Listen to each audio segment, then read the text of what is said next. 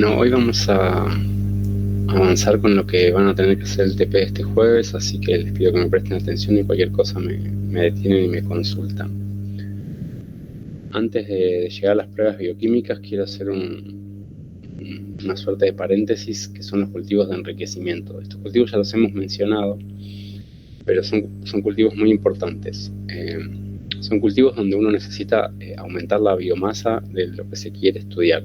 ¿Sí? En general se usan no en un contexto genérico, digamos, donde hay presencia de diversidad de microorganismos, sino intentando adrede sesgar la muestra. Entonces se usan en general medios ricos, medios complejos, pero a la par medios que permiten sesgar las muestras, ¿no? Como por ejemplo el LB, que tiene alta carga de sal, y eso lo que hace es permitir más fácilmente el crecimiento de enterobacterias y no tanto el de organismos de otros orígenes, ¿sí? Por supuesto que permitiría también de halófilos, ¿no? Pero en este mismo sentido, digamos, se utilizan este tipo de medios. ¿Y qué es lo que se busca? Bueno, disponer de mayor biomasa. La clase pasada habíamos estado hablando del agua, y en el caso del agua, típicamente, el ejemplo donde uno pretende analizar clásicamente si hay la presencia de un patógeno o no, el patógeno no suele estar en cantidades muy grandes. Esto puede parecer obvio, pero a veces se lo olvidan. ¿Cuál es el asunto con esto? En general uno no va a buscar agua potable en una zanja, ¿sí? En general uno tiene una fuente potabilizadora en la cual se cuestiona si tiene algún problema en el trayecto, en la pureza inicial, en los tratamientos. Entonces lo que se toma es una muestra de agua que en realidad debería ser potable, con lo cual si tiene carga microbiana suele ser carga baja. Entonces si nosotros quisiéramos estudiar eso así de una, muchas veces nos encontraríamos con el problema de que por ahí sería una carga tan baja que no podemos detectarla plaqueando, por ejemplo, ¿sí? Que sería uno de los pasos iniciales en un aislamiento, ¿no es cierto? Entonces muchas veces pasamos por un paso previo a eso, que va a ser hacer crecer el organismo, ¿sí? Entonces, si tenemos una muestra que se sospecha que tiene alta carga, un aislamiento en placa podría funcionar. Cuando sospechamos que la muestra va a tener una carga baja, lo que nos conviene hacer es aumentar la biomasa primero. Entonces para eso le vamos a dar un medio nutritivo, como podría ser un medio complejo en general. Podemos elegir diversidad dependiendo del tipo de organismo que estemos buscando, pero en general vamos a ir a los clásicos, ¿no? LB, NA, TI, ¿sí? Esos medios que tienen triptonas y alguna fuente de vitaminas, como son el extracto de levadura. Y sobre eso le vamos a dar también las condiciones de crecimiento clásicas, ¿no? Algún pH cercano a la neutralidad, buena oxigenación, una temperatura mesófila, ¿sí? Entre 25 y 35 grados estaría bien. En general se cultivan a 30, 37.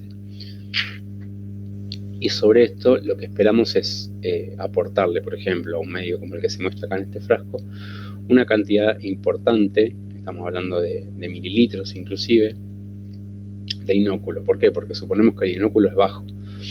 Y además lo vamos a hacer con réplicas, ¿sí? Vamos a poner no solo un frasquito, sino varios, porque estamos suponiendo que hay baja cantidad. Entonces lo que vamos a hacer es, como no podemos diluir demasiado el medio, no tendría sentido, a menos que lo hagamos de entrada más concentrado, lo lógico sería tener varias réplicas de los frascos de cultivo y a cada uno aportarle una cantidad significativa, entre un 5 y un 10% del volumen, de la alícuota de lo que se quiere analizar, ¿sí? Y además le vamos a dar más tiempo, ¿sí? Le vamos a dar más tiempo de crecimiento, porque de nuevo vamos a estar suponiendo que tiene baja carga. Entonces sobre eso vamos a dar típicamente 48 horas, ¿sí?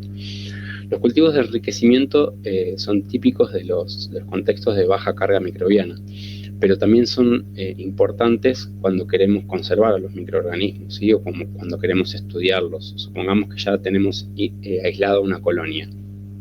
Esa colonia luego la vamos a querer conservar para seguir estudiándola, o mismo para comenzar a estudiarla desde un principio, ¿no? Queremos hacer distintas pruebas bioquímicas como las que vamos a ver hoy, queremos hacer una PCR, ¿sí? En general conviene tener un stock y tener más biomasa para poder repartir las distintas pruebas.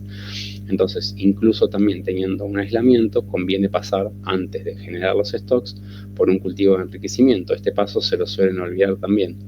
Entonces, es importante que si uno ya tiene el aislamiento, primero lo enriquezca, es decir, le permita el crecimiento en algún medio en el que uno ya sepa que crece, que podría ser el mismo que usó en la placa de selección, y luego a este cultivo es el que se diluye con glicerol para dejarlo al 20-50% para poder congelarlo en un ultrafreezer a -80 y con eso tener el stock conservado del microorganismo que uno está estudiando, porque vamos a suponer que uno se puede consumir al organismo en las distintas pruebas que va a hacer, puede incluso contaminarse, el ejemplar que está estudiando podría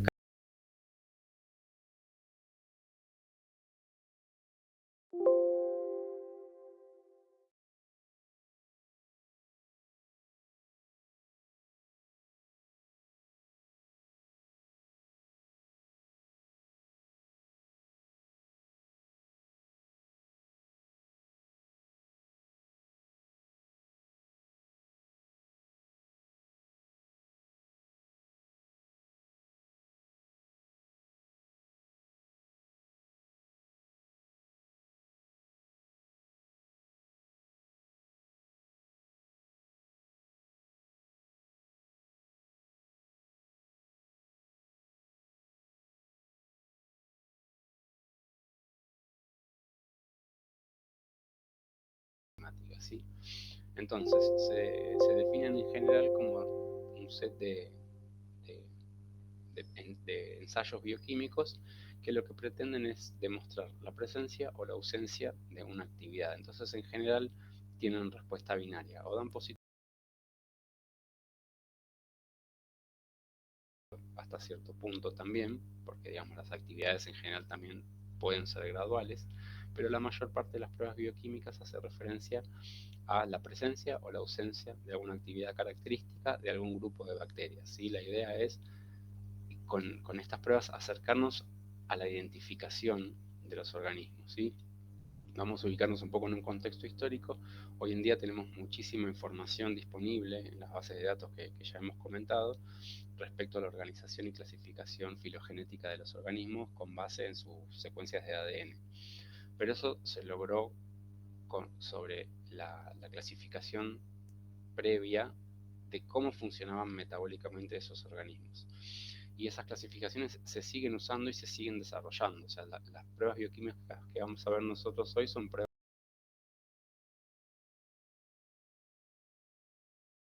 presentes, que son pruebas que, si bien son clásicas, se siguen usando y dan información bastante potente para poder resolver eh, algunas incógnitas, ¿no? Uno tiene una muestra de un paciente, de alguna muestra incógnita que quiera analizar, como ya hemos visto, ¿no?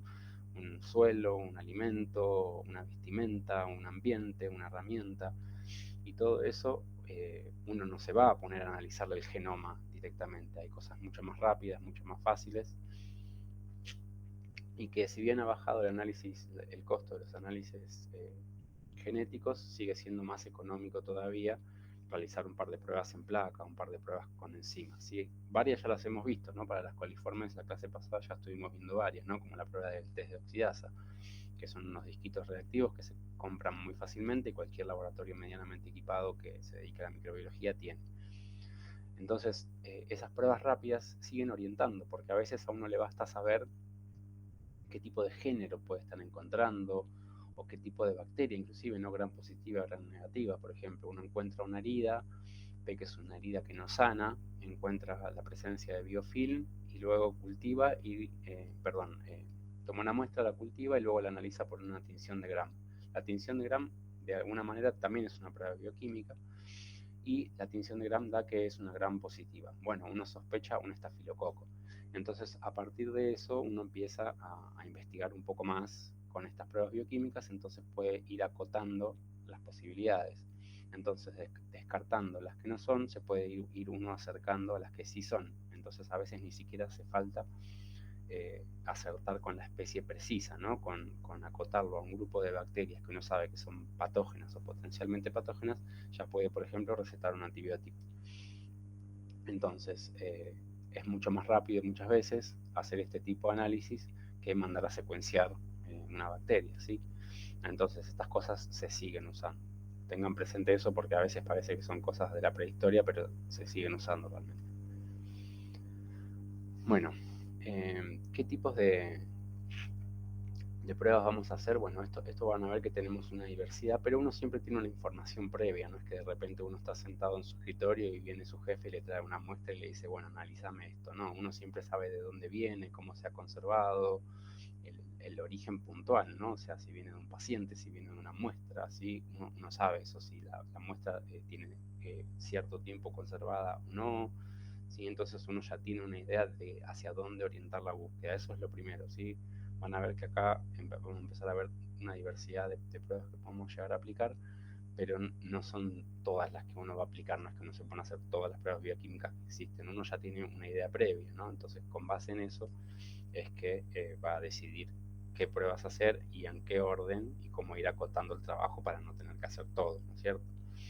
Entonces, si uno tiene una muestra, uno de los primeros pasos es, como siempre, un aislamiento, ¿sí? Siempre tengan presente que si hay una muestra natural, lo primero que van a necesitar es generar un aislamiento. El aislamiento, como decíamos, se puede hacer un aislamiento en placa en un medio complejo o se puede hacer primero un enriquecimiento. Sobre el enriquecimiento uno ya puede trabajar de nuevo, ¿no? Sobre alguna placa, sobre alguna extracción, sobre lo que fuera. Entonces, esas dos alternativas nos permiten arrancar a trabajar.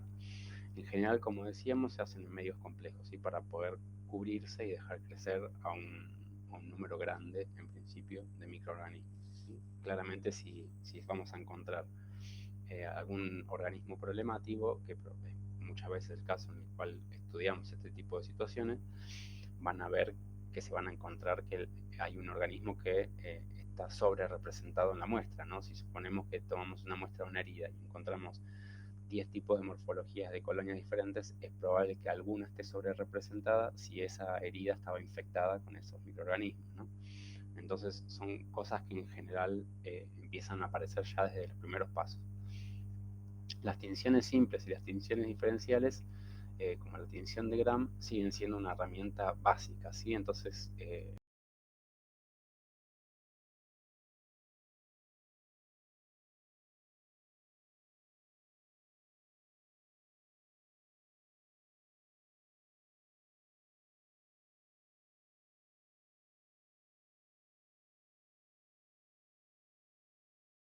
ver a los organismos en los microscopios nos permite diferenciar uno de los dos grandes grupos. Entonces eso ya acota también qué tipo de pruebas bioquímicas vamos a hacer después. Teniendo idea ya de estas cosas básicas, ¿no? De qué morfología tienen, de si son gram negativas o positivas, uno puede empezar a decidir sobre qué medios hacerlos crecer, ¿no? Por ejemplo, vamos a suponer que la prueba nos dio gram positiva.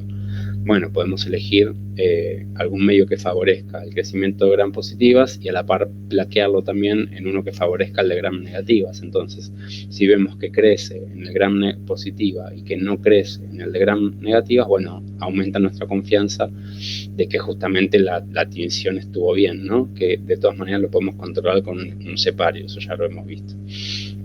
Entonces, los medios selectivos y diferenciales de nuevo empiezan a aparecer. En general nos vamos a enfocar más en los de gram negativas, como los que ya vimos, ¿no? El Lagarde-McConkey, el EMB, ¿sí? Ese tipo de medios.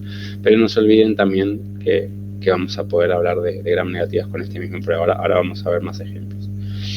Entonces, vamos a encontrarnos con que tenemos muchas pruebas para enfocar en función de estas pequeñas informaciones que nos llevan probablemente un día o dos, ¿sí? Dependiendo de la velocidad de crecimiento de los organismos. Pero es relativamente rápido, ¿sí? Tengamos en cuenta que en general los organismos patogénicos suelen crecer rápido, los más comunes, ¿no? Hay excepciones, por ejemplo, el organismo que genera la tuberculosis no es un organismo de crecimiento rápido y es un patógeno.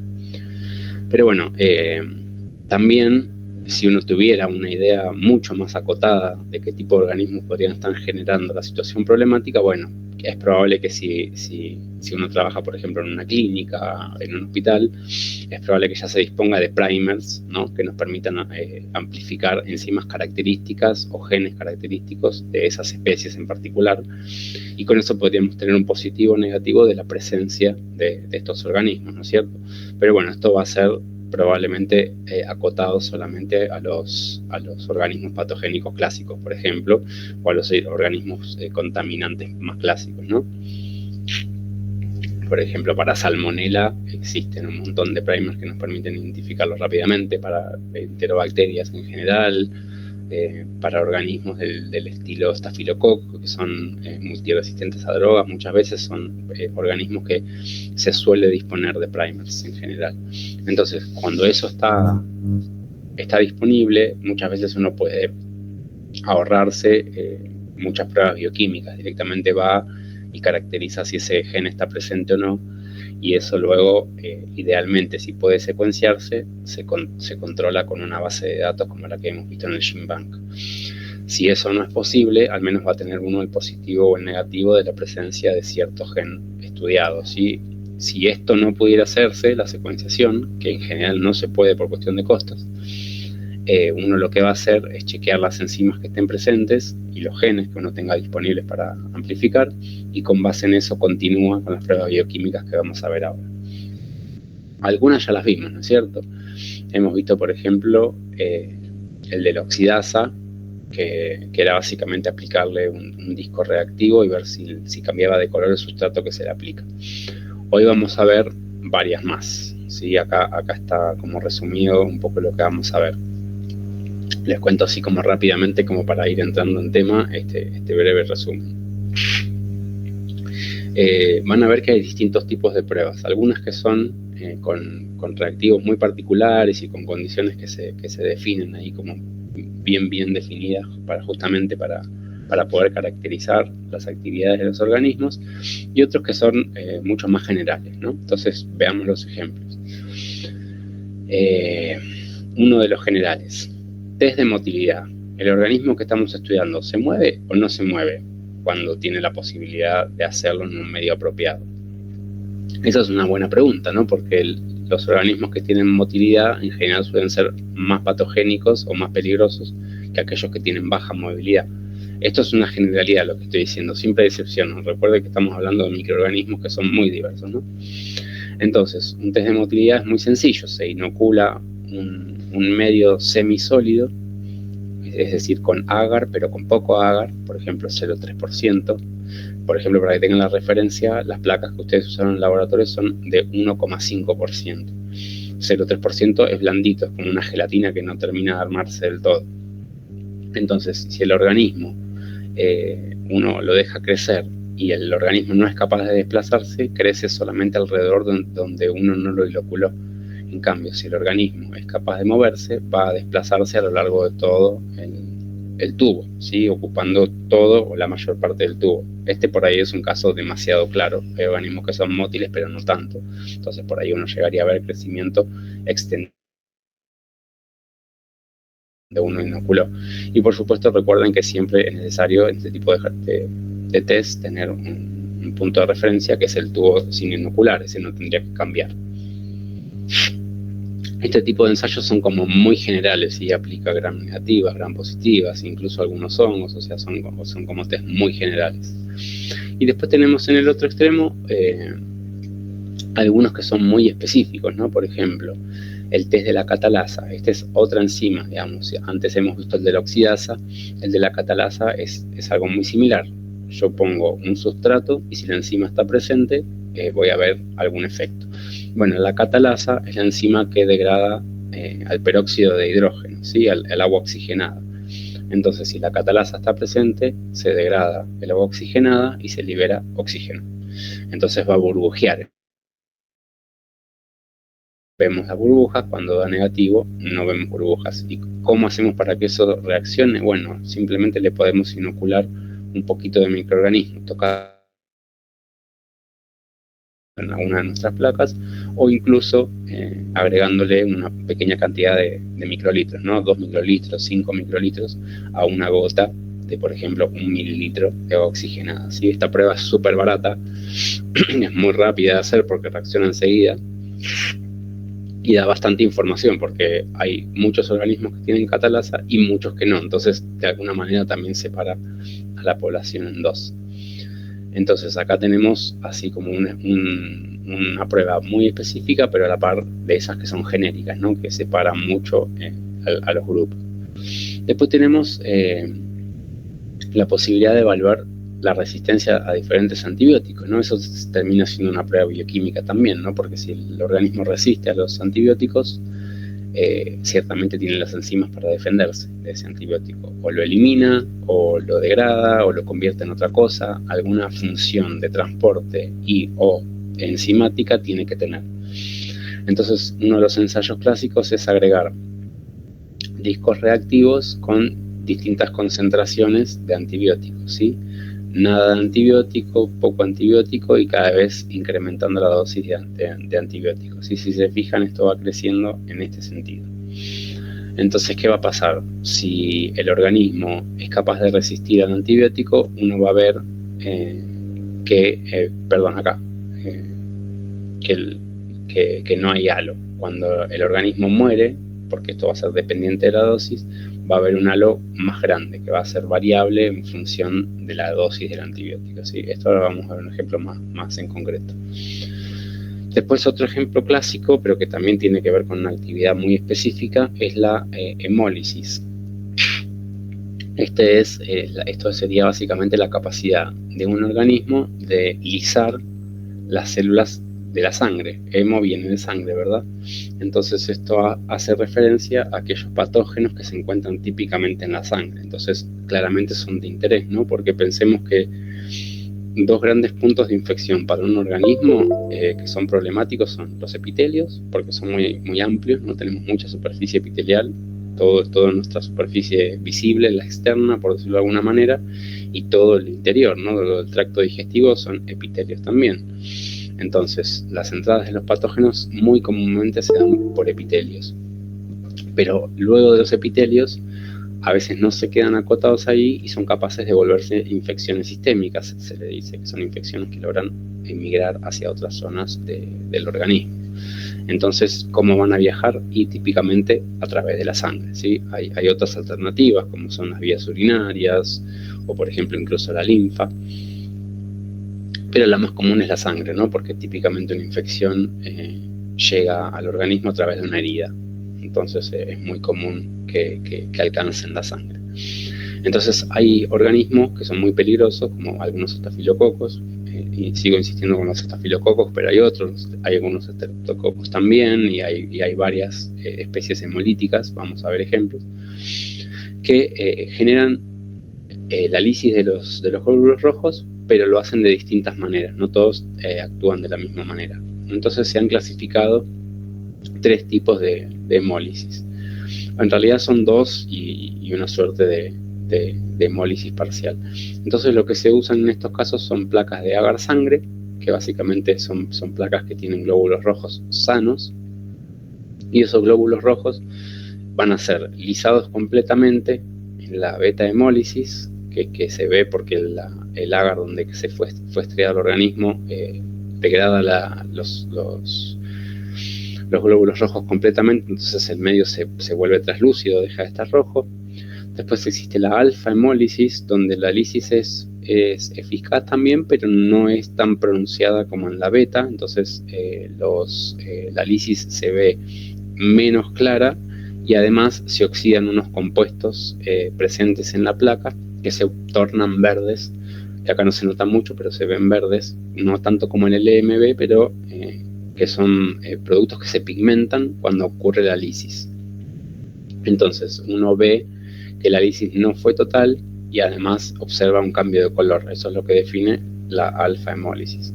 Y luego la gamma hemólisis es básicamente donde no hay hemólisis. Uno ve el crecimiento del organismo, pero no ve ninguno de los dos efectos de la lisis. Entonces son organismos que crecen en medios ricos como la sangre, pero que no son capaces de lisar las células rojas. Eso ciertamente es menos peligroso. Y luego tenemos algunos test que son múltiples, donde lo que podemos observar son diferentes resultados. Fíjense que acá tenemos positivo o negativo, acá tenemos graduación de respuesta, acá tenemos positivo o negativo, acá tenemos 3 respuestas alternativas, o sea que si bien la generalidad es ir al positivo o negativo, no todos dan así de directa la cosa. Y luego hay otros que nos dan mucha más información, dan positivo o negativo, pero para distintas respuestas, ¿sí? El TSI es un medio que incluye 3 tipos de azúcar, y eso lo que nos va a dar información, lo vamos a ver bastante en detalle, es de qué tipo de azúcar prefiere el organismo y cómo lo metaboliza. Si da a productos ácidos, a productos básicos, o si genera gas o precipitados, o todas esas combinaciones de cosas dependiendo de las condiciones de oxigenación. Ahora lo vamos a ver más en detalle. Y lo mismo con los test que se resumen en INVIC, que en realidad son varios tests en general. Así que bueno, de a poco empecemos a verlas. Acá tienen una lista de algunos detalles de lo que estoy hablando, sí, un poco en el aire, pero para que queden los... por ejemplo, el crecimiento medio selectivo ya hemos visto algunos, ¿no? Por ejemplo, para el agar McConkey se favorece el crecimiento de gram negativas gracias a las sales biliares, que es algo que inhibe el crecimiento de las gram positivas. Además, sabemos que tenemos indicadores de color para que viran al amarillo si hay un metabolismo ácido. Después tenemos el agar con sangre, que era lo que veíamos recién. Estos dos compuestos son los que favorecen la coloración cuando la hemólisis es del tipo alfa. Además,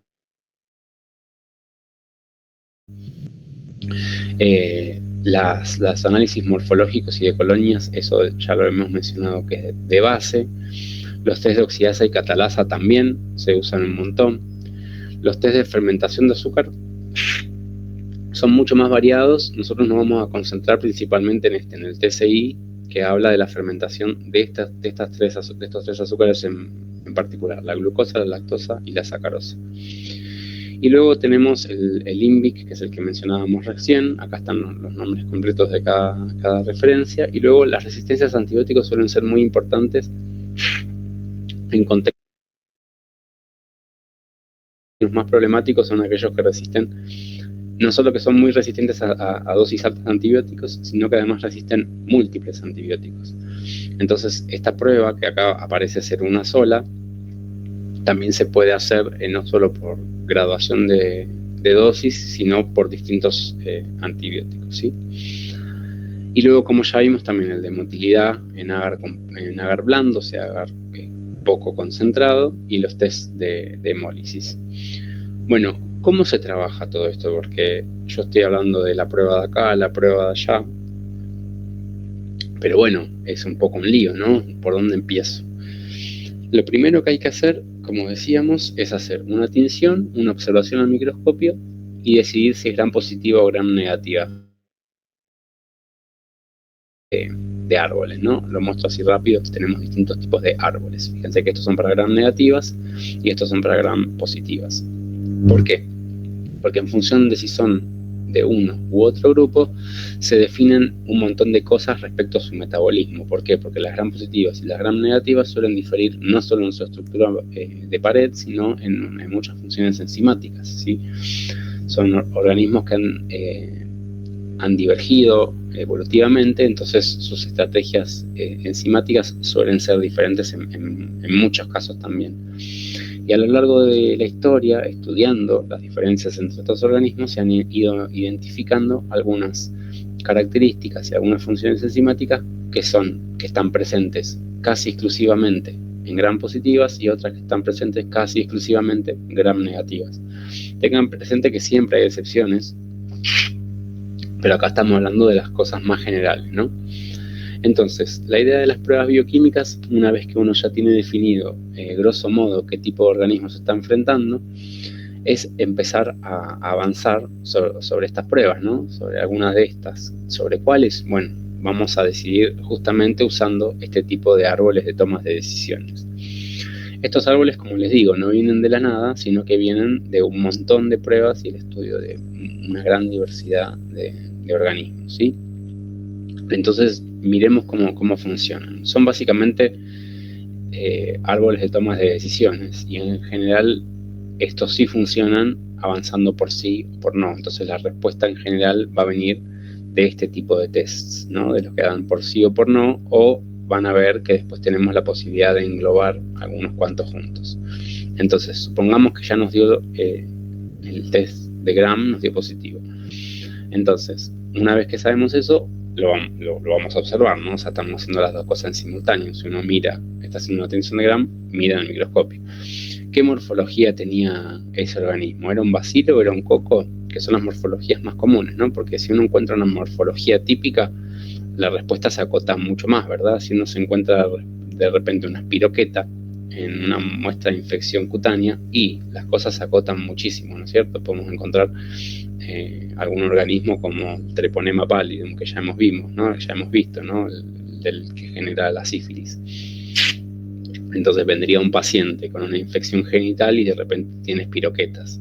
Y la cosa se acota bastante, si no hace falta por ahí hacer todo esto. Por eso estos árboles se suelen usar cuando la duda es mucho más grande, ¿no? Tengo un coco, bueno, ¿qué tipo de coco es? ¿No? Entonces como que la cosa va variando mucho. Fíjense que acá enseguida las cosas van acotándose, ¿no? Como que se empiezan a abrir algunos caminos y cerrando otros. Fíjense que si fuera un bacilo gram positivo, como sabemos, no son tan comunes, ¿no? No hay tanta diversidad de bacilos gram positivos. Entonces, fíjense, si encontramos un bacilo, nuestra potencial incógnita podría pertenecer a alguno de estos 4 géneros, ¿sí? Entonces, enseguida, con un simple análisis de Gram, puedo acotar mi búsqueda hacia alguno de estos géneros, ¿sí? Fíjense que tenemos algunos comunes, ¿no? Como Bacillus. Estos ya lo hemos visto, Listeria, Clostridium, son organismos que son típicamente comunes en muchos ambientes, pero que en nuestro organismo generan enfermedades, ¿sí? Después, si fueran cocos, ¿qué nos pasa? Acá la cosa no se acota enseguida. Si vemos que es un coco, nos aparece una nueva pregunta. Y la pregunta es, ¿tiene catalasa positiva o negativa? Cuando la catalasa da positiva, vamos a sospechar de un estafilococo. Fíjense que acá la catalasa es una de las primeras pruebas que se hace. O sea que estas pruebas así sencillas de reacción y que son baratas en general, aparecen al principio, y en este caso, bueno, uno usa agua oxigenada, que es un reactivo muy económico, pero incluso de la oxidasa es una prueba muy económica también, y no es casualidad eso tiene que ver también con que son pruebas que ya se hacen un montón y se han optimizado las formas de producirlas, ¿sí? Entonces, si da positivo, vamos a sospechar que tenemos un estafilococo. Si por el contrario nos da negativo y sigue siendo un coco, vamos a sospechar de un streptococo. Entonces, en función de esto se abren nuevas preguntas. Vamos a suponer que dio positivo. Bueno, ahora vamos a ver si da positivo para la coagulasa. ¿Qué es la coagulasa? Es una enzima que justamente coagula el fibrinógeno, ¿sí? Que es una proteína que está presente típicamente en la sangre, es lo que permite coagular la sangre justamente. Entonces uno incuba a este organismo con fibrinógeno y si tiene coagulasa, lo va a coagular y va a dar positivo. Si no tiene la coagulasa, va a dar negativo. Entonces, si dio positivo, tengo un Staphylococcus aureus. Se acabó la búsqueda.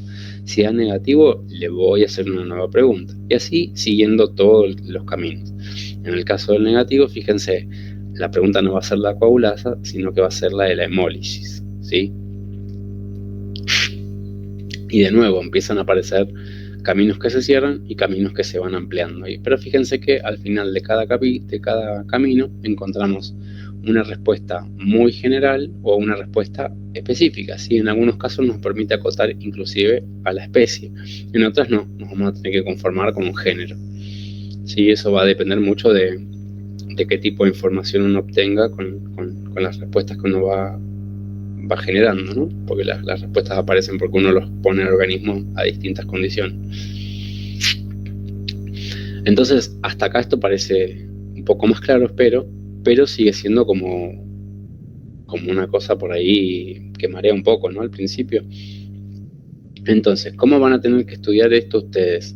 La idea no es que se aprendan de memoria ninguno de estos caminos, ¿sí? En el examen, esto yo se los voy a plantear o dándoles el árbol y pidiéndole que me expliquen qué tendrían que hacer si va dando esto o aquello, y por supuesto que entiendan qué tipo de pruebas se van haciendo, ¿sí?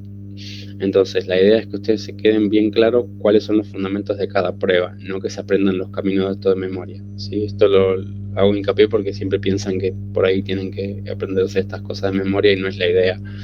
Esto cuando uno trabaja de rutina después se lo aprende, pero en un curso de 4 meses no tendría sentido que lo memoricen. Y además no son caminos únicos. Fíjense que acá propongo otra alternativa, que es parecida pero no igual a la anterior. Entonces tenemos, de nuevo, un organismo que nos dio positivo o negativo para la Gram. En este caso positivo de nuevo. Entonces vamos a mirar, ¿es bacilo o es coco? Si es bacilo o si es coco, vamos a mirar si crece en condiciones aeróbicas o anaeróbicas. Y esto nos va a, de nuevo, a devolver acotado géneros o especies, y nos va a volver a abrir en algunos casos preguntas, ¿sí?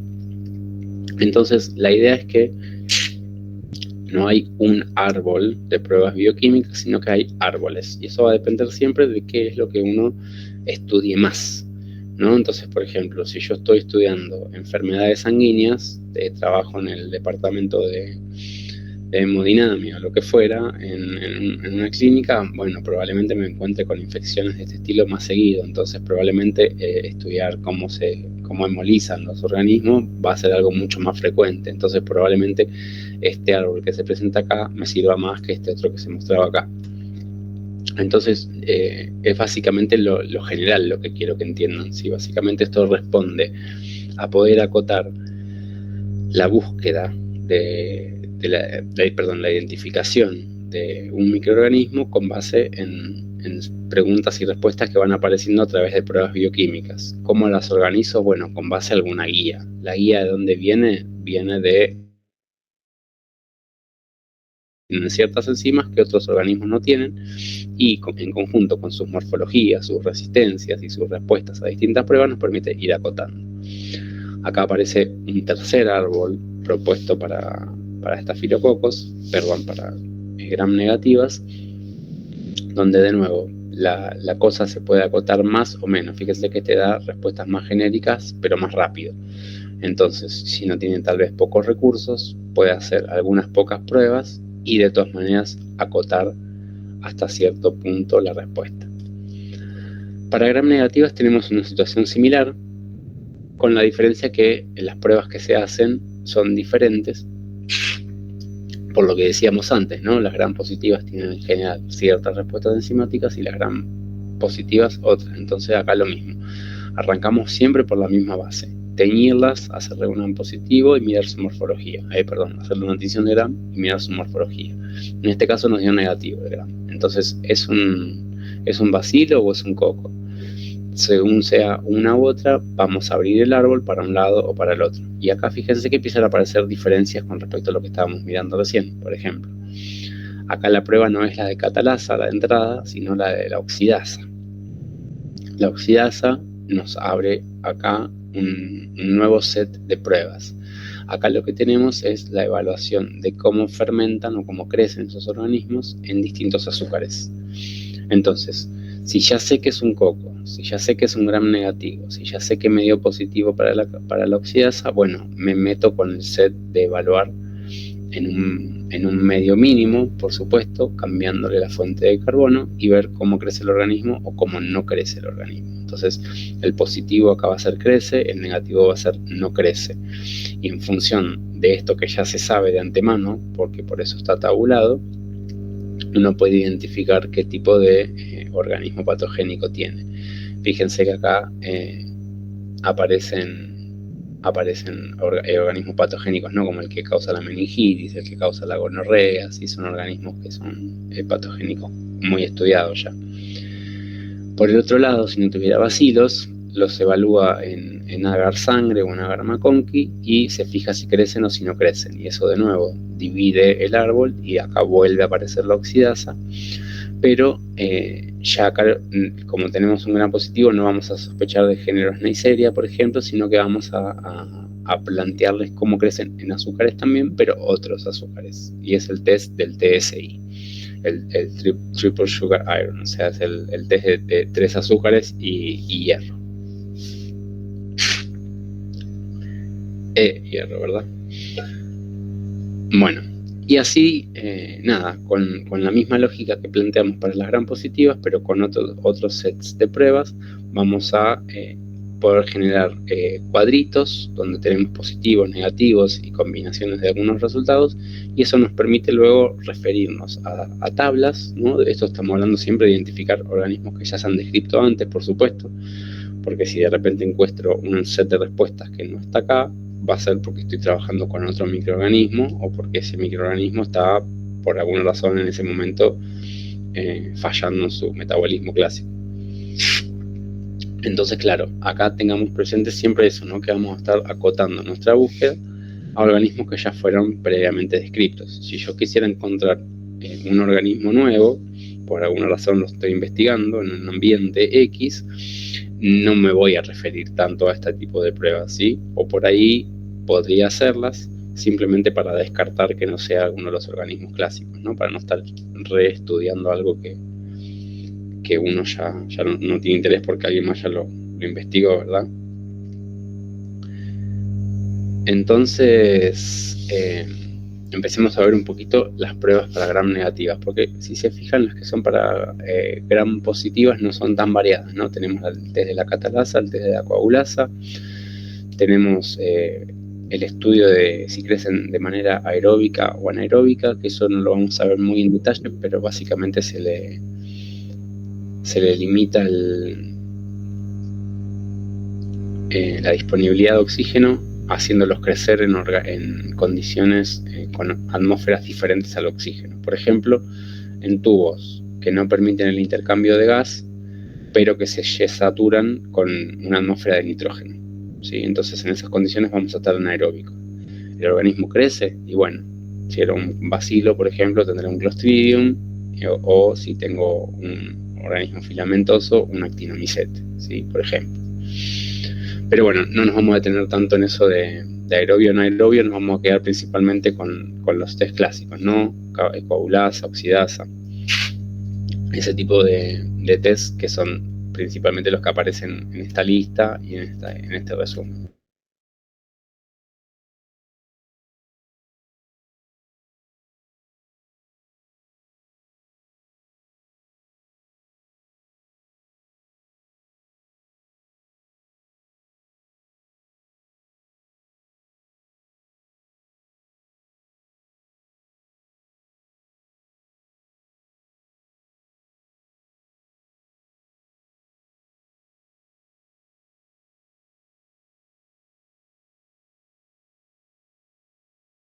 La ureasa lo vamos a ver ahora, es la degradación de la urea, y todo esto lo vamos a detallar acá.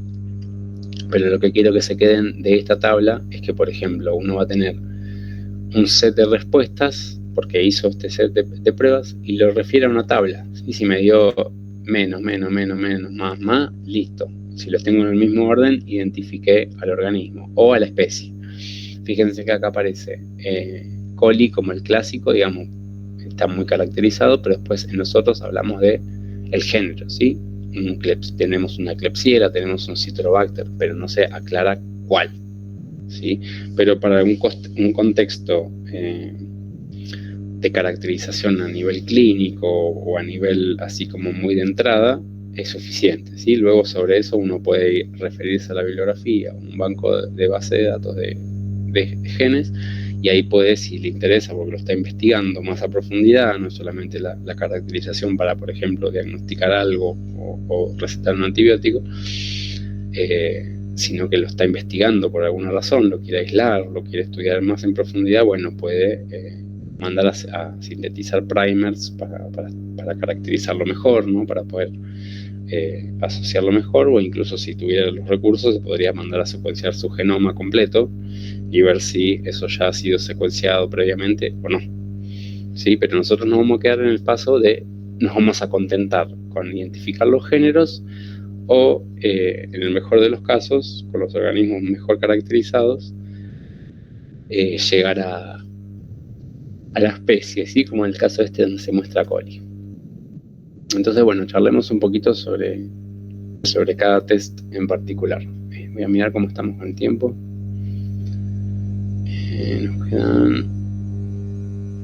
Nos quedan unos 10 minutitos ahora y luego descansamos un cachito. Bueno, el test de la catalasa ya lo mencioné. La catalasa es la enzima que degrada el peróxido de hidrógeno, o sea, el agua oxigenada, liberando... acá está mal, es oxígeno el que libera. Eso luego lo voy a corregir. Esto es fácil de recordar, ¿no? Es el agua oxigenada, genera oxígeno. tiene más oxígeno. Lo que se hace, como les decía, ¿no? Se pone en general una gotita en un portaobjetos y se inocula con una colonia o con una cantidad pequeña de alguna suspensión de la bacteria, o se la sumerge directamente en algún tubito. Si vemos burbujas es positivo, si no vemos burbujas es negativo. Y acá, si se fijan, el test de la catalasa es clásico para las gram positivas, ¿sí? Fíjense que algunas gram positivas problemáticas, como los estafilococos, dan positivo, ¿sí? El test de oxidasa lo mencionamos en la clase pasada también. El test de oxidasa, como les decía, se puede en general ensayar en un disco. A veces ese disco también se puede sumergir en algún líquido para cuantificarlo, o mejor dicho, semi-cuantificar la reactividad del organismo. Fíjense que eso también da como una información extra, ¿no? Qué tan rápido reacciona, qué tanto producto genera. Y la versión del disco es la más fácil, ¿no? Uno estría, por ejemplo, el disco tocando una colonia, y luego no hace falta que tenga forma de cruz, ¿no? Uno puede tocar el disco y ve la reacción, si se genera el producto colorido, en este caso da azul, por ejemplo, se ve la reacción positiva. Si por el contrario no veo el cambio de color, no tiene la enzima oxidasa y da negativo. Y luego, de los que dan positivo, pueden verse diferencias, ¿sí? Por ejemplo, acá en el control, este será agua destilada. Este control tendría que tener un disco acá también. Eso falta en esta imagen.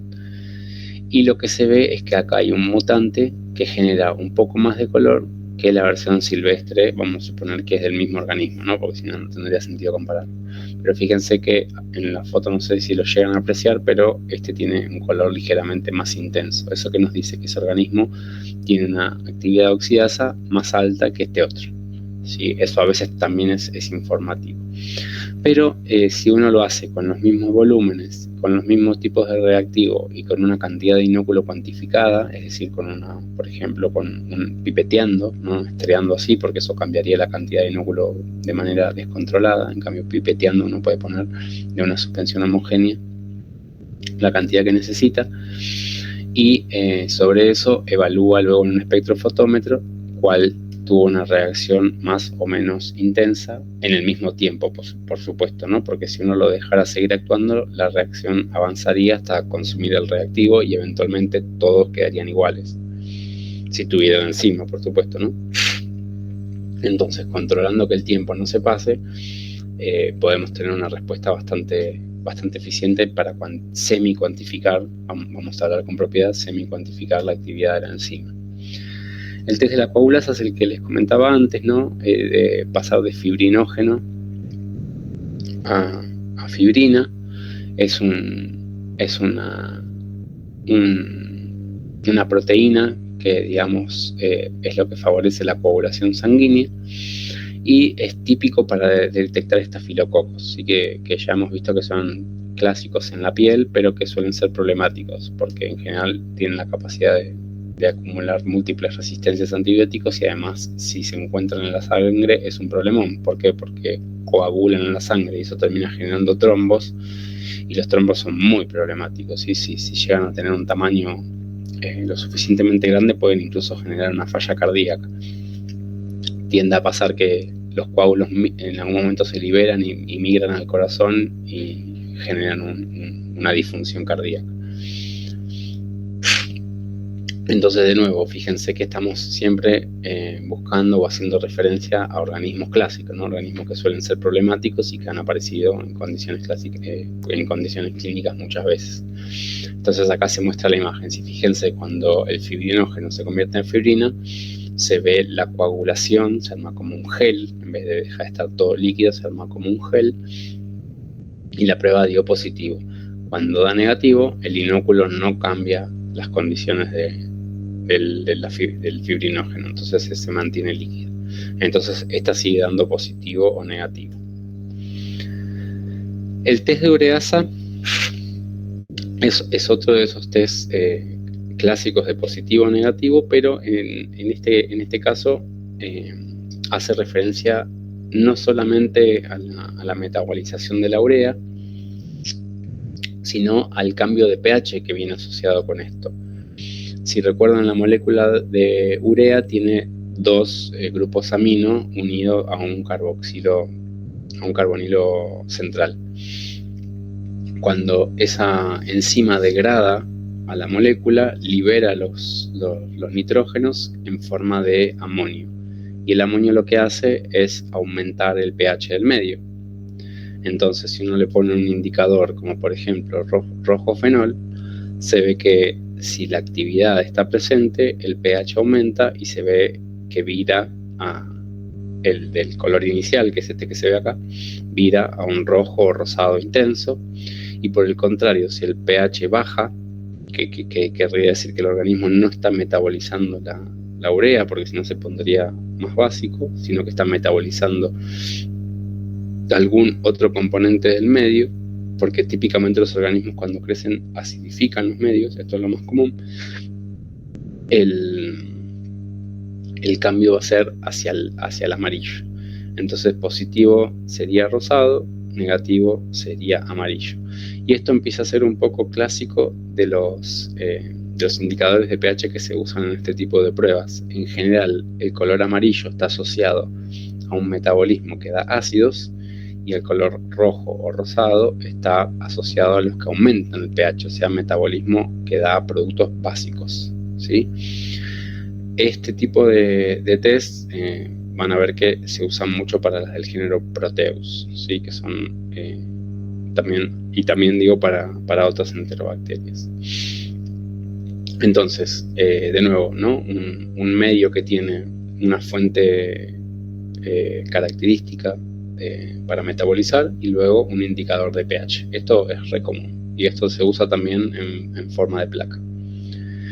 Bueno, el test de hemólisis ya lo hemos mencionado. Acá está aclarado el detalle de la hemólisis alfa. ¿Sí? En el caso de la hemólisis alfa decíamos que lo que se oxida a través del peróxido de hidrógeno producido por estas bacterias mientras metabolizan los glóbulos rojos es oxidación de la hemoglobina. La hemoglobina, en conjunto con los reactivos químicos que se agregan, que es el ácido nalexílico principalmente, dan la oxidación de la hemoglobina a la methemoglobina, que es verde, ¿sí?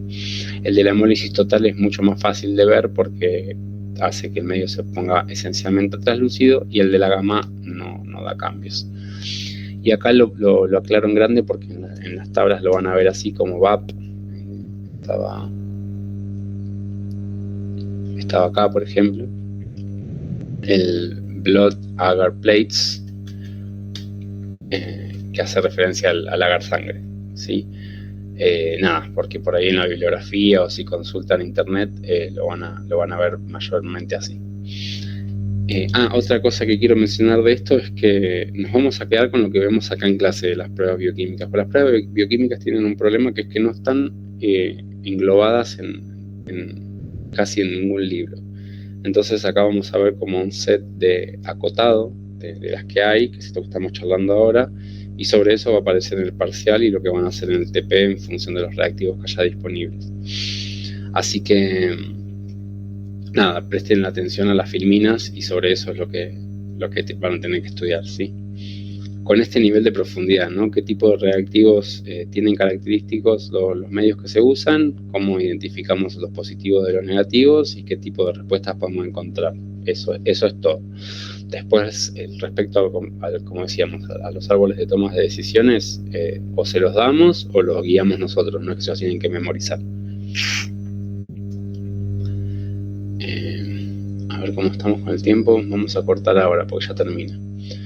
Son casi 10, volvemos y 20, dale. ¿Y tú, profe?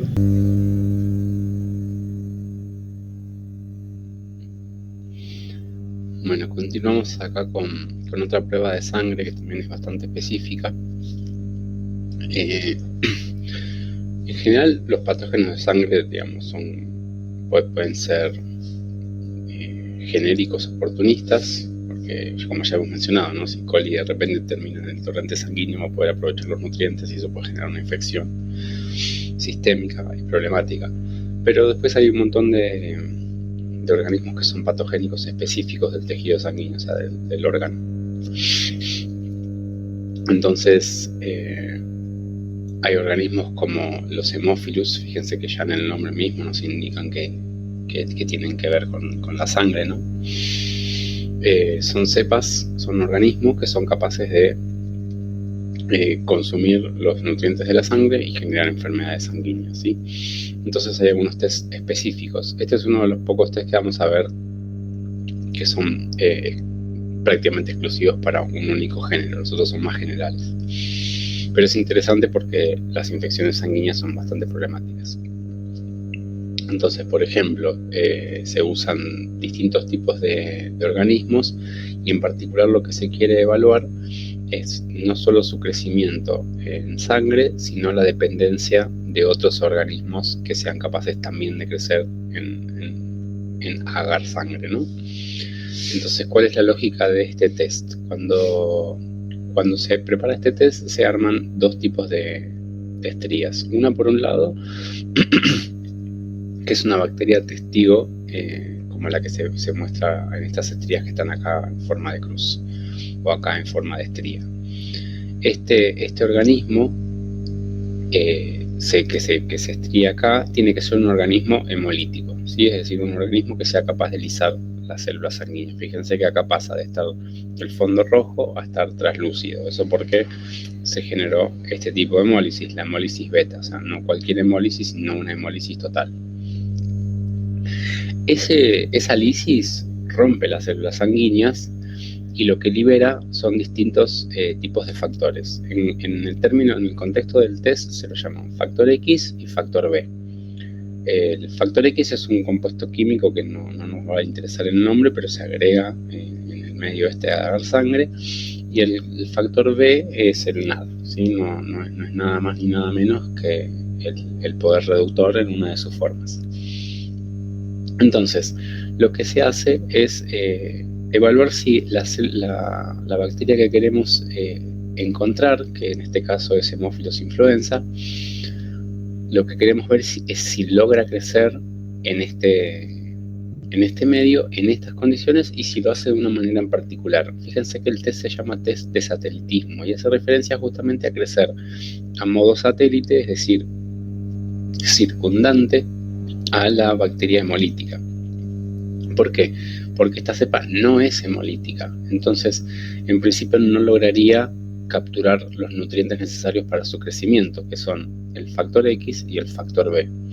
Entonces, si uno los coinocula, lo que logra es que el hemolítico, en este caso Staphylococcus aureus, libere los factores necesarios para el crecimiento de H. influenzae. Entonces, cuando estos dos componentes se liberan por la lisis que se da acá, difunden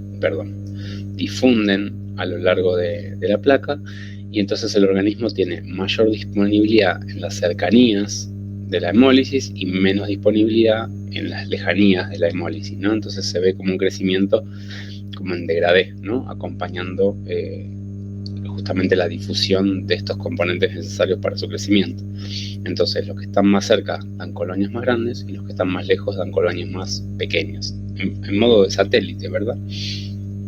Entonces se inocula un organismo que haga esto como control positivo, como el Haemophilus hemolyticus, es claramente uno hemolítico, pero que también tiene esta dependencia, y se utiliza alguno que sea completamente hemolítico, ¿no? Que puede ser este mismo, o puede ser Staphylococcus aureus o algún otro que uno tenga interés de usar o disponibilidad, y lo que se hace es coestriar ambos. Si el crecimiento da lugar como satelitismo, en el sentido de que se encuentran colonias más grandes más cerca y más chiquitas después, ha encontrado a Haemophilus influenza, ¿sí? Sirve para algunos otros organismos emparentados del mismo género de Haemophilus, pero nos vamos a quedar con que sirve para este, ¿sí? Entonces la prueba resumida sería: inoculamos un organismo hemolítico, lo coinoculamos estriando hacia alrededor de esa primera estría, al que sospechamos que podría ser Haemophilus influenza, y si crece en forma de satélite, lo confirmamos, ¿sí? Esta única prueba ya nos daría el positivo para la presencia de este tipo de organismos. Después, lo que habíamos visto antes es que en algunos casos de las gram negativas se evalúan distintos crecimientos, o sea, el crecimiento o el no crecimiento en distintas fuentes de carbono. ¿Por qué? Porque algunos organismos de este estilo son capaces de metabolizar algunos azúcares y otros no. Algunos metabolizan todos, ¿no? Por ejemplo, fíjense acá, Zika metaboliza estos 4 azúcares: maltosa, lactosa, sacarosa y glucosa, mientras que los demás no, metabolizan algún set incompleto de eso o incluso ninguno de esos azúcares. Entonces, ¿cómo evaluamos el cambio de azúcar? Bueno, tenemos que referirnos sí o sí a un medio definido. En este caso, el medio definido va a venir ya justamente armado para alguno de estos géneros, y no vamos a usar cualquier medio definido, sino algún medio que permita el crecimiento de Neisseria. ¿Por qué? Porque ya sabíamos de antemano, ¿dónde estaba? Acá. Ya sabíamos que era un coco gram negativo que daba oxidasa positiva, entonces eso nos acotaba a referirnos a esa tabla. Entonces lo que vamos a hacer es generar un medio definido. A uno lo vamos a armar con glucosa, a otro con maltosa, a otro con lactosa, a otro con sacarosa, y vamos a generar inóculos en cada uno de estos medios. Y luego, con base en si crece o si no crece en los distintos medios, vamos a poder identificar qué tipo de Neisseria o Moraxella tenemos, ¿sí? El test de motilidad ya lo vimos. Acá se ve por ahí un ejemplo un poco más realista, ¿no? De que se ve en la primera filmina. Y acá también lo vemos en casos sin colores, porque acá se agrega además un colorante, de nuevo un indicador de pH, que fíjense que hace virar el medio de un rosa claro a un rojo intenso. Pero en general no se hacen así, sino que en general se van al medio, un medio complejo semi-agarizado y listo. Entonces, ¿qué es lo que se ve? Si no es mótil, se ve un crecimiento solo alrededor del punto de punción. Fíjense que se usan este tipo de asas, ¿no? Las asas rectas. Entonces se toca una colonia con esto y se pincha el gel. Y sobre eso vamos a ver que se queda quieto si no es mótil, o que se difunde a lo largo de todo el agar blando si es mótil. Y en algunos casos, como les comentaba antes, se puede ver una situación intermedia, ¿no? Alguno que no se mueve, otro que se mueve pero no llega a cubrir todo el espacio del tubo, y otro que tiene mucha motilidad, ¿sí? Entonces se puede generar no solo positivo y negativo, sino una graduación entre los positivos también. Esto a veces es un ejemplo posible incluso en las tablas. Las tablas que nosotros vamos a usar en general no distinguen más que positivo o negativo. Y por supuesto, esto sí se hace con las pruebas de distintos organismos. Se puede calentar para tomar muestra nueva, ¿no? Para no generar contaminaciones. Acá vamos a ver las famosas pruebas INVIC. Las pruebas INVIC son 4 pruebas, que son el test de indol, el test de rojo de metilo, el test de Voges-Proskauer y el test del agar citrato. Entonces, son 4 pruebas que en general se ha estandarizado, que se hacen en este orden, es decir, en el orden que se muestran acá, porque luego las tablas nos dan un set de 4 positivos o negativos o sus combinaciones, ¿no es cierto? Entonces, por ejemplo, para coli estas pruebas dan 2 positivos y 2 negativos, para Asciolus vulgaris 2 positivos y 2 negativos también. Fíjense que acá, entre estos dos, con solo esta prueba no podríamos distinguirlos.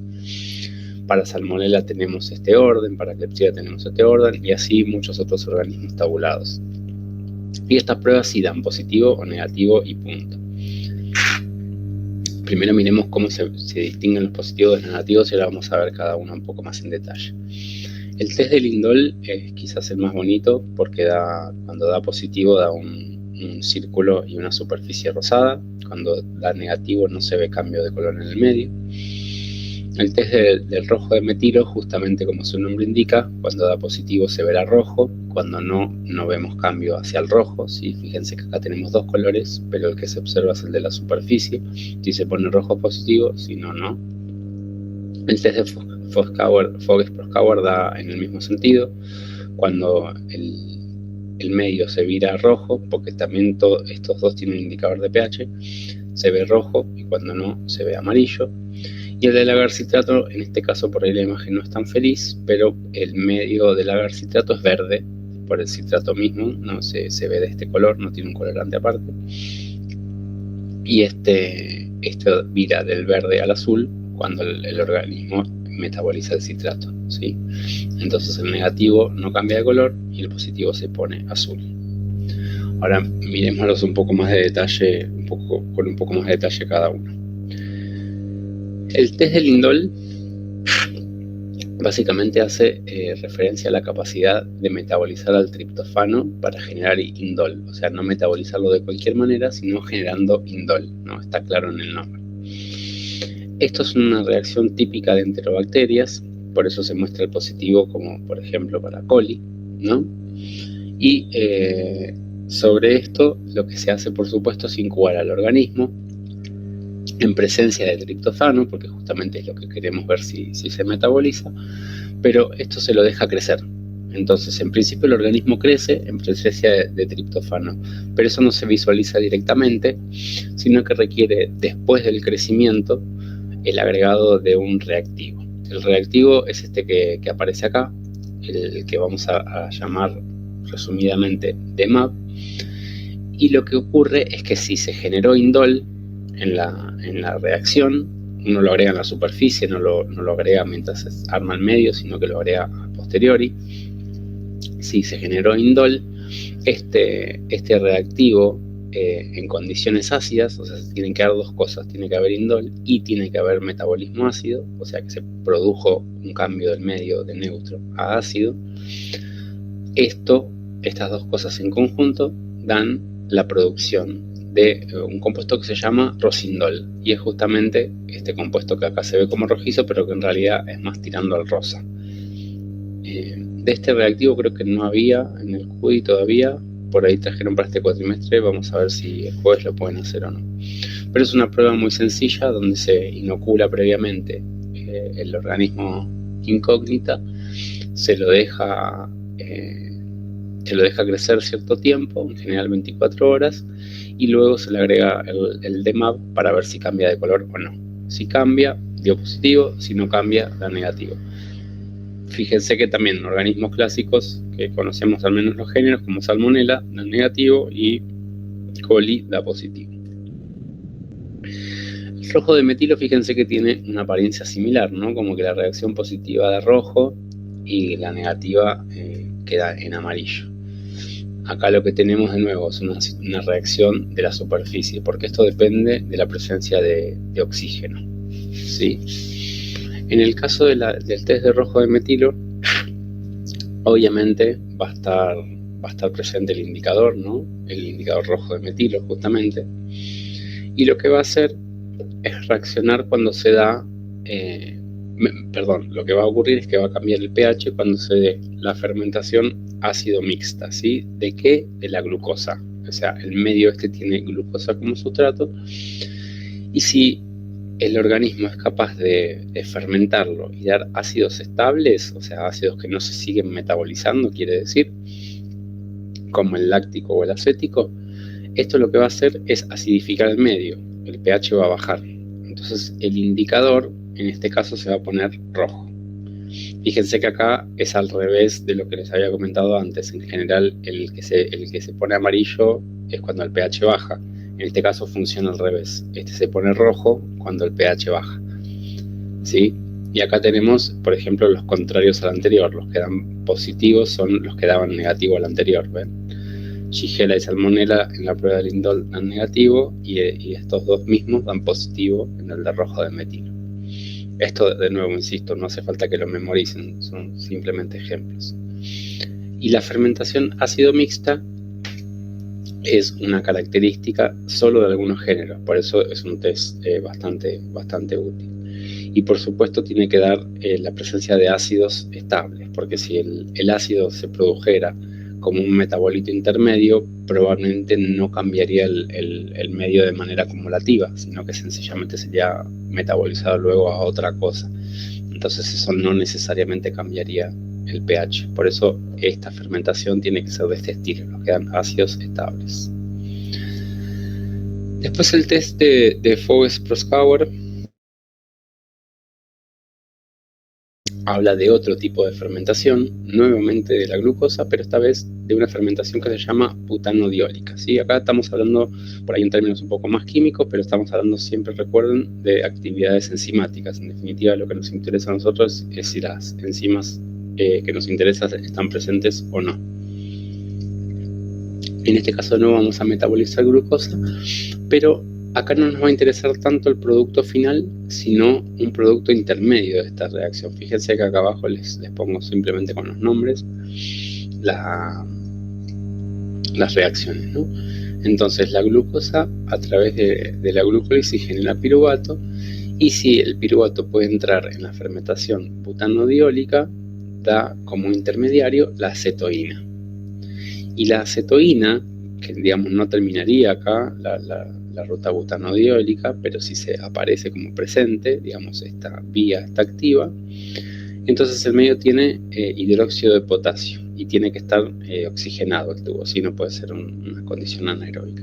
Bueno, si esas tres cosas se dan, o sea, uno agregó estos reactivos y la acetoína apareció, esto da un nuevo compuesto que no forma parte de esta ruta, y este producto luego se metaboliza junto con un componente de la peptona que está en el medio, y en presencia de otro reactivo más en presencia de la peptona nos da este nuevo reactivo, el alfa-naftol, que tiene color rojizo o rosado, que es este que se vería acá.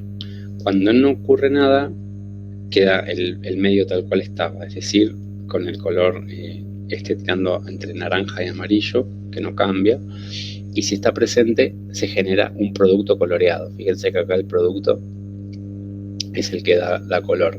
En este caso era un indicador de pH directamente, y en este caso era un producto coloreado. Entonces el de Voges-Proskauer en ese sentido es similar a la prueba de Lindol. Aparece un producto que per se tiene color, no está modificando per se, digamos, el pH del medio, la actividad enzimática. Acá, si bien tiene varios pasos con nombres raros, lo relevante es fermentar glucosa de manera butanodiólica, y un intermediario de esa ruta en presencia del hidróxido y oxígeno nos va a dar finalmente, a través de otras conversiones, un compuesto coloreado, ¿sí? Ese sería el resumen. Y acá aparecen algunos ejemplos de los que dan positivos: Enterobacter, Klebsiella, Serratia. Acá se ve un poco mejor lo que les comentaba de los colores del test de citrato. Obviamente el test de citrato tiene como fuente de carbono este metabolito, el citrato, y en este caso sí vamos a hablar de indicadores de pH, ¿sí? El colorante que tiene acá presente el medio que se arma es el azul de bromotimol, que cambia de verde a azul cuando sube el pH, ¿sí? Por ejemplo, por los carbonatos que se dan a través del metabolismo del citrato. Acá se ve más claro, ¿no? El positivo tiene un azul bastante claro, y el negativo permanece verde. Acá no hay mucha ciencia. La única clave es que sea la única fuente de carbono. Si uno le pusiera otra fuente de carbono, probablemente el organismo la usaría primero, porque el citrato no es una fuente de carbono preferida por la mayor parte de las bacterias. Entonces los que la metabolizan son como organismos particulares, y hay varios patógenos que la metabolizan, como la Klebsiella, la Salmonella. Fíjense que acá hay uno que ya lo tiene un poco en el nombre, Citrobacter. Y acá ya nos ponemos con los que ya no son de blanco o negro, sino con los que tienen diversidad de respuestas, ¿sí? Donde un mismo test nos da varias respuestas posibles. Entonces, ¿qué es este test? Es un test que tiene 3 tipos de azúcar, habíamos dicho, ¿no? Los 3 azúcares que tiene en particular son glucosa, sacarosa y lactosa, ¿sí? Entonces, sobre esto el organismo va a ser capaz o no de fermentarlas, pero fíjense que no aparecen en la misma proporción. La glucosa, que suele ser el azúcar predilecto de la mayor parte de los organismos, aparece en un porcentaje 10 veces menor que la sacarosa y la lactosa. Recuerden que la sacarosa va a estar en la misma concentración que la otra, o sea que en principio no las vamos a poder distinguir de las dos, pero la glucosa está en mucho menor cantidad. Eso es un dato relevante para esto. Y luego además va a tener fuentes de nitrógeno y de carbono alternativa. Digamos, si no metaboliza ninguna de estas cosas, tiene fuente de carbono alternativa que van a ser las peptonas, ¿sí? Que son esos lisados de proteínas que ya hemos visto en algunos medios como el TI. Bueno, acá lo que vamos a ver es que si no usa los azúcares, tiene un medio alternativo, pero no cualquier medio alternativo, sino medios altos en nitrógeno. No solo tienen carbono, sino que son altos en nitrógeno. Entonces, lo mismo que habíamos dicho para el test de la urea, de la ureasa, es que si se consumen estos compuestos que tienen alta cantidad de grupos aminos, lo que van a hacer finalmente es ser liberados en cantidades grandes al medio, y eso va a subir el pH del medio. Acá, como les había dicho antes, sí va a ocurrir que si se fermentan los azúcares va a dar metabolismo ácido, y ese metabolismo va a bajar el pH, ¿sí? Entonces, para visualizar eso, se le agrega un indicador de pH, típicamente el rojo fenol, que tiene este cambio que les decía, ¿no? Cuando se pone básico se ve más rojo, cuando se pone ácido se ve amarillo. Y además tiene un componente de hierro, el tiosulfato de hierro, que tiene la particularidad de precipitar, si es metabolizado, en un compuesto que se visualiza como negro porque precipita, no porque precipita, se ve negro y precipita. Y además se generan este tipo de tubos, que básicamente es un tubo de ensayo común y corriente con una tapita que permite el intercambio gaseoso, y lo que hace es como uno inocula doblemente a este tubo. Lo inocula pinchando, como se hace para el test de motilidad, o sea, uno pincha el tubo a lo largo. Esto me olvidé de aclararlo, el test del citrato y se generan así con el pico. Esto no es casualidad, sino que lo que tiene es la posibilidad de ofrecer un volumen, como es toda la base del tubo, para inocular, y a la par una superficie altamente expuesta al oxígeno. Fíjense que acá lo que se maximiza en esta superficie, en vez de que fuera así chata, se aumenta la superficie expuesta al oxígeno. Entonces se inocula completamente el tubo pinchando casi hasta el fondo. No hace falta llegar hasta el fondo por completo, pero se pincha profundamente. Y luego, antes de retirar el tubo, se estría sobre esa superficie del pico de flauta, ¿sí? Entonces, si el organismo crece en el cuerpo del tubo, lo que se va a ver es a veces la formación de gas. Y si la formación de gas es elevada, típicamente por la producción de hidrógeno, dióxido de carbono u oxígeno, lo que se va a ver es que el aumento de la cantidad de gas genera presión que termina rompiendo el gel, ¿sí? ¿No? El agar. Otra cosa que tiene, por supuesto, es el agar, que esto que estoy mencionando acá, ¿no? Esto está gelificado, típicamente al 1,5%, al igual que las placas, y lleva también una concentración relativamente elevada de cloruro de sodio. Esto porque, como ya veían en la tabla que estábamos mirando antes, típicamente esta prueba se hace para gram negativas, y no para cualquier gram negativa, sino que en general se usa mucho para la búsqueda de coliformes, de enterobacterias. Entonces ya se sesga con alta carga de sal, de la misma manera que el LB sesga hacia las enterobacterias. No son organismos que toleran altas cantidades de sal. Entonces la muestra se inocula pinchando y estriando, y luego se incuba en general 24 horas a 37. ¿Por qué a 37? Porque sospechamos coliformes. Entonces, la regla que se tienen que acordar de los colores acá es que si se consumen principalmente los azúcares, el pH va a bajar, y si el pH baja, el indicador va a virar a amarillo, como es el caso de esta parte baja y de este tubo en general. Y en el caso de que se consuman las peptonas, o sea, no consume ninguno de estos tres azúcares el organismo, va a consumir las peptonas, el pH va a subir por la liberación de grupos amónicos, ¿sí? Básicamente se van a acumular los grupos amónicos. Acá está esquematizado con dibujos, acá está esquematizado con fotos, pero fíjense que hay más opciones que las que se ven en la foto. Pero lo interesante de aprender de acá es cómo se reporta, porque hay como un estándar de cómo se reporta. Entonces tenemos tres códigos para aprender. En realidad 4.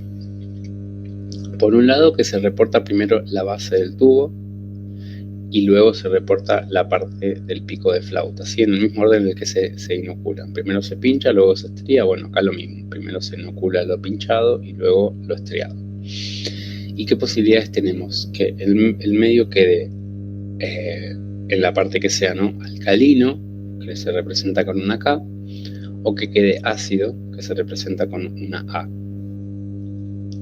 ¿Sí? Entonces tenemos este está al revés. Está al revés, chicos. Este sería AK, porque primero va lo de abajo y después lo de arriba. Entonces fíjense que tenemos, cuando está con mayúscula es que el cambio es claro y notorio. Cuando está con minúscula es que o no hubo cambio o el cambio es menos notorio, ¿sí? Si fuera una A minúscula sería un ácido porque se puso ligeramente amarillo. Si fuera una K se viraría ligeramente al rosa porque la reacción no fue tan fuerte. Y después se agregan dos más, que sería el de la producción de sulfuro de hidrógeno, que es ese precipitado negro que se ve bien acá. Y si produce o no gas, se agrega como una G al final. Fíjense que en la lista que teníamos antes, ahora queda un poco más claro, ¿no? En el TCI vemos ácido-ácido, o sea, todo el tubo se puso ácido, produjo gas y no produjo sulfuro de hidrógeno, este ejemplo. Acá tenemos otro que produjo sulfuro de hidrógeno, además produjo gas y también se puso ácido-ácido. Otros, por ejemplo, acá para Proteus tenemos que se puso básico la base del tubo, ácido la parte superior, y también hubo producción de gas y de sulfuro, ¿sí? Entonces acá queda por ahí más claro cómo se esquematiza el TCI, cómo se reporta, perdón.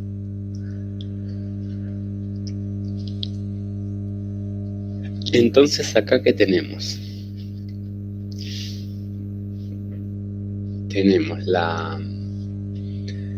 el cambio del indicador de pH y tenemos los distintos resultados de abajo o de arriba.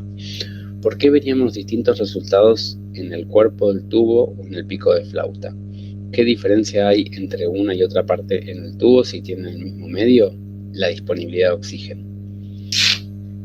El oxígeno, como sabemos, difunde, pero con dificultad en el líquido. En el agar difunde todavía con menor dificultad. Entonces, lo que está expuesto directamente a la atmósfera, porque esto, a pesar de que tiene una tapita, está abierto, lo que se expone mayoritariamente al oxígeno es la parte del pico de flauta, mientras que el resto está en condiciones de microaerobiosis o incluso, dependiendo del consumo, podría llegar hasta ser anaeróbico. Pero básicamente está limitado en oxígeno abajo y bien oxigenado arriba. Esa es la diferencia. Entonces, el cambio del pH nos habla, el cambio del indicador nos habla de si hubo cambio de pH o no por el metabolismo, pero además nos va a estar diciendo si este metabolismo es dependiente de la presencia de oxígeno o no. Porque fíjense, por ejemplo, este primer tubo, donde tenemos ácido abajo y alcalino arriba. Recuerden que esto está al revés, después lo voy a editar. Ácido abajo y alcalino arriba. Entonces, ¿qué pasó? En presencia de oxígeno no se metabolizaron los azúcares, se metabolizaron las peptonas. En ausencia de oxígeno se metabolizaron los azúcares, porque recuerden que si se pone amarillo es porque se puso ácido, y si se puso ácido es porque se metabolizaron principalmente los azúcares. Entonces así uno puede decir, ok, está haciendo este tipo de metabolismo si hay oxígeno y este otro tipo de metabolismo si no hay oxígeno tan abundante al menos. Entonces fíjense que es muy informativo el TCI, ¿no? Porque nos habla de qué tipo de azúcar metaboliza y si dependiendo de la presencia o ausencia de oxígeno utiliza una u otra fuente de carbono de las que uno le da. Es como que da mucha más información que los otros test. No es positivo o negativo, sino que nos da información adicional sobre la oxigenación necesaria para el metabolismo de este organismo. Entonces es mucho más informativo que los otros test que estábamos viendo.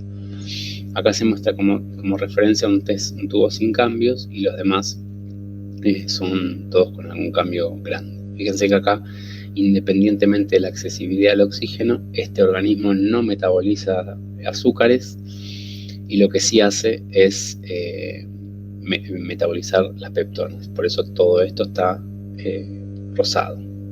Podríamos decir que esta parte de arriba está más fuertemente rojo, entonces en presencia de oxígeno por ahí funciona mejor, pero lo hace a lo largo de todo el tubo. Lo mismo que este. Fíjense que a lo largo de todo el tubo, independiente de la presencia de oxígeno o no, da un viraje hacia el amarillo. Entonces el metabolismo fue completamente ácido. Este organismo fermenta los azúcares, ¿sí? Ahora, los azúcares están en distintas proporciones, no están en la misma proporción. Entonces, ¿qué vamos a poder distinguir acá con los cambios hacia ácido? Si el organismo fermenta glucosa preferencialmente, o si lo hace con la sacarosa y o lactosa, ¿sí? En ese caso no podemos distinguir.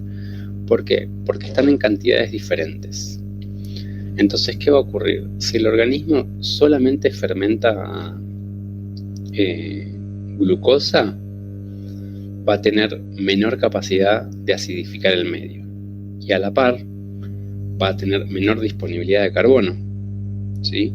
Entonces, en esas dos cosas combinadas vamos a identificar dos cosas. En primer lugar, que el viraje hacia el amarillo va a ser menos intenso. ¿Por qué? Porque tiene menos capacidad de generar ácido, está consumiendo menos producto. Entonces lo que vamos a ver es un amarillo menos intenso, como es este ejemplo. Fíjense que acá, si bien está amarillo, está menos amarillo que el de acá, ¿verdad? Eso es porque este organismo está metabolizando glucosa solamente. ¿Cómo sé yo que está metabolizando glucosa solamente? Porque si estuviera fermentando sacarosa o lactosa o ambas, el viraje hacia el amarillo sería mucho más intenso, ¿sí? Lo vería mucho más pronunciado, como es el caso de este. Entonces, acá, ¿cómo confirmamos que es solo la glucosa lo que está fermentando? Porque en presencia de oxígeno también se metabolizan las peptonas, y esto no ocurriría si el organismo tuviera mayor disponibilidad de un azúcar, como son estas. Tengan presente que metabolizar una peptona implica romper enlaces peptídicos. Eso per se ya es bastante costoso. Luego, además de romper los enlaces peptídicos, el organismo va a estar teniendo finalmente un exceso de nitrógeno por los grupos amino que están presentes en esa peptona, y eso generaría a largo plazo una potencial toxicidad por el aumento en el pH. Entonces, las peptonas no son el alimento preferido para los organismos. Siempre que haya azúcares disponibles, van a usar los azúcares. Esa es la lógica que necesitan acordarse. Si hay azúcares y el organismo los puede metabolizar, va a consumir primero los azúcares. Y si hay azúcares disponibles, entre ellos la glucosa, lo más probable es que metabolicen la glucosa primero. Si es capaz de metabolizar los demás, lo hará en segundo lugar. Nosotros eso no lo podemos distinguir del todo, pero sí podemos distinguir los cambios de intensidad de los amarillos, ¿sí? Y luego acá se suma la información adicional de que, como tiene tan poca glucosa el medio, cuando se agota, se puede metabolizar también la peptona. En el caso de este organismo, el organismo que no puede.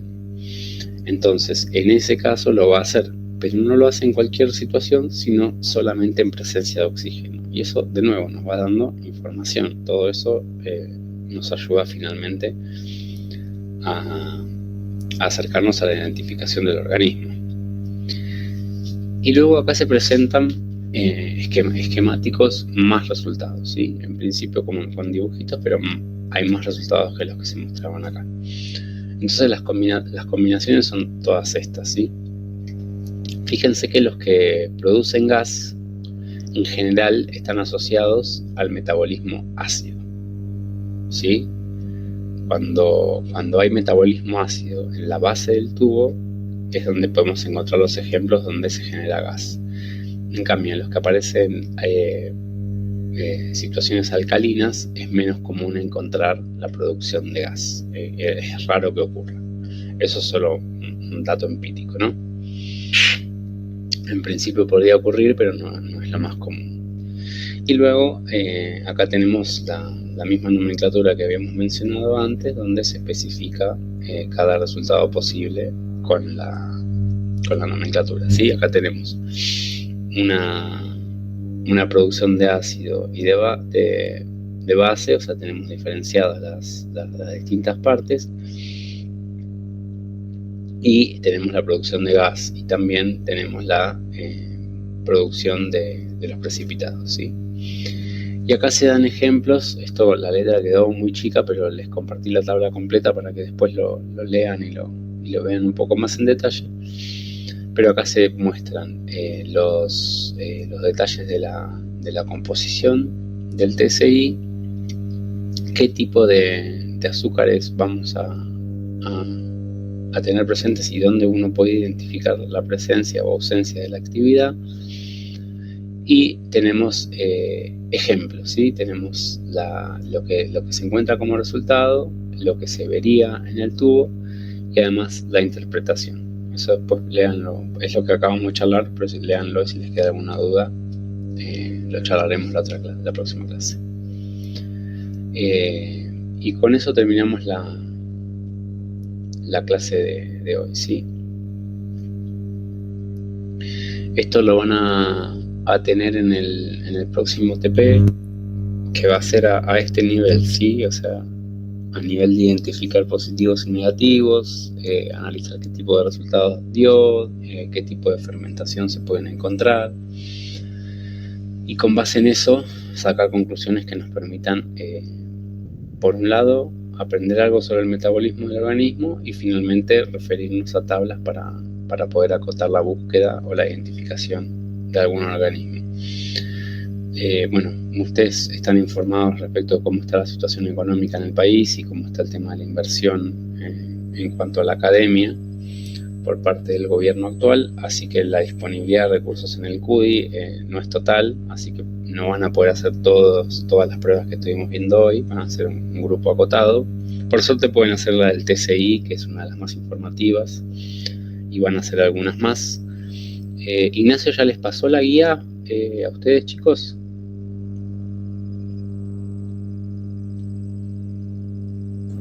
Yo no me fijé, profe, todavía. Ok, si él no se las compartió todavía, yo luego la subo al campus. Pero el TP es muy sencillo, es básicamente estriar y pinchar distintos organismos en los distintos medios y probar algunas pruebas bioquímicas fáciles como la de la catalasa. Así que no tiene gran misterio. Lo que le tienen que prestar atención es a lo que reacciona cada cosa y sobre todo tener una idea de qué positivo esperar, ¿no? Porque el negativo en la mayor parte de los casos es simplemente no cambio. Entonces, nada, repasen un poquito las imágenes que vimos hoy. Si se fijan, es muy sencilla la explicación, está todo bastante resumido. Y luego de que hagan el TP, idealmente, si logramos conseguir las imágenes, la próxima clase que tienen conmigo los vamos a analizar. Y si no, vamos a mirar ejemplos de imágenes que yo les voy a presentar. Así que en un caso o en otro vamos a practicar un poquito más sobre las pruebas bioquímicas. Así que bueno, por ahora cerramos acá. El jueves tienen el TP y nos vemos el próximo martes, ¿sí? Ok, profe. Luego. Profe, ¿el parcial se pasó o queda en 1 de julio? No, sigue en la misma fecha. Ah, listo, joya. Bueno, nos vemos, hasta luego. Chao, profe. No, profe.